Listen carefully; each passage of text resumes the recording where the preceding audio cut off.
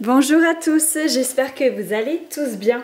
Aujourd'hui, nous allons voir ensemble les différentes appellations des croisements de base en dentelle.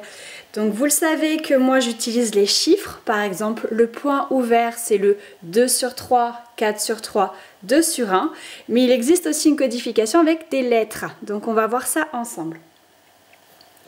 Donc pour commencer, le point ouvert.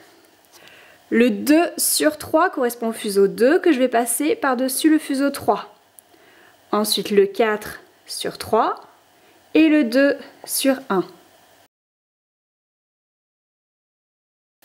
Là, j'ai fait un point ouvert. On appelle ça aussi une demi-passée. Mais ce point-là, enfin ce croisement-là, peut être aussi appelé CT. C'est-à-dire le C pour croiser. Croiser, c'est faire le 2 sur 3. Et le T pour tourner. Le tourner, c'est à la fois le 4 sur 3 et le 2 sur 1. Donc quand on vous dit croiser, tourner, le CT, c'est un point ouvert, 2 sur 3, 4 sur 3, 2 sur 1. C'est une demi-passée. Tout ça, c'est la même chose. Ensuite, là, vous avez 4 fuseaux, vous avez fait un point ouvert. Mais quand vous avez une rangée de points ouverts, donc il y a un meneur, vous allez faire plusieurs points ouverts, le rendu final, ça s'appellera la grille.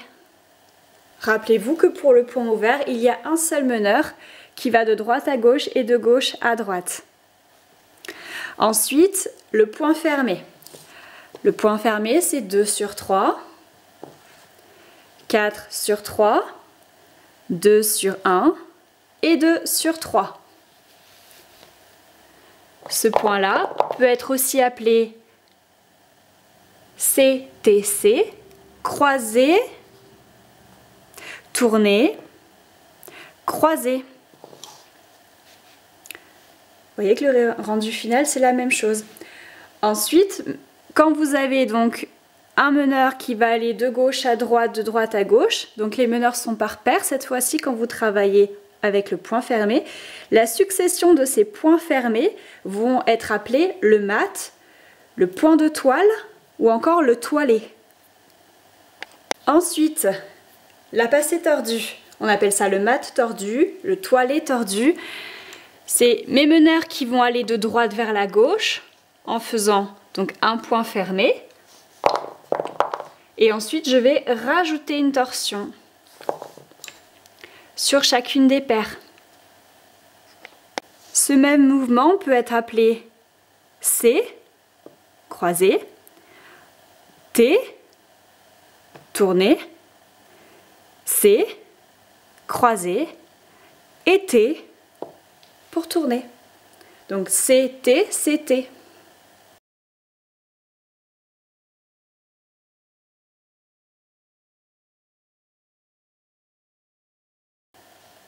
Ce mouvement-là que nous venons faire peut s'appeler aussi le point double ou la passée tournée.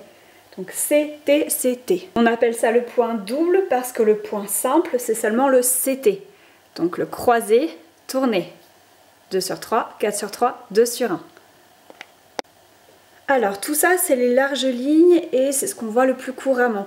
Donc j'ai repris plusieurs livres en ma possession pour essayer de vous trouver le maximum d'appellations, mais toutes ne se valent pas. C'est-à-dire que par exemple, j'ai un livre sur la dentelle de Bayeux. Je vais vous le montrer. D'ailleurs au passage ce livre il est super. Le point fermé, on va vous expliquer que c'est 2 points simples. C'est-à-dire 2 points simples, donc on a dit le 2 sur 3, 4 sur 3, 2 sur 1. Ensuite avec un autre tourné. D'accord, donc le tourné, le 4 sur 3 et le 2 sur 1. Ensuite vous pouvez mettre une épingle. Et vous recommencez avec le 2 sur 3. 4 sur 3, 2 sur 1. Et ensuite, vous refaites le tourné. Donc là, pour eux, le point fermé, c'est CTT, épingle, CTT, qui va donc être matérialisé comme ceci. CTT, épingle, CTT. Donc vous voyez que c'est pas toujours évident, et le mieux encore, c'est quand vous avez un ouvrage de regarder en début. Vous avez toujours, par exemple ici j'ai un livre sur la guipure du puits, vous avez toujours en fait au départ les points utilisés, leur appellation, et comme ça au moins vous êtes sûr de savoir ce que vous allez trouver dans le livre, et vous n'hésitez pas à vous référencer à ces premières pages. Voilà pour cette vidéo. Donc si vous connaissez d'autres appellations, n'hésitez pas à me les mettre en commentaire. J'ai essayé de faire de mon mieux avec ce que j'avais sous la main, mais j'en oublie certainement d'autres.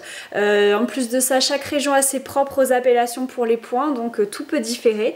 Voilà, j'espère que cette vidéo vous aura plu et vous aura aidé. Je vous dis à très bientôt. Bye bye.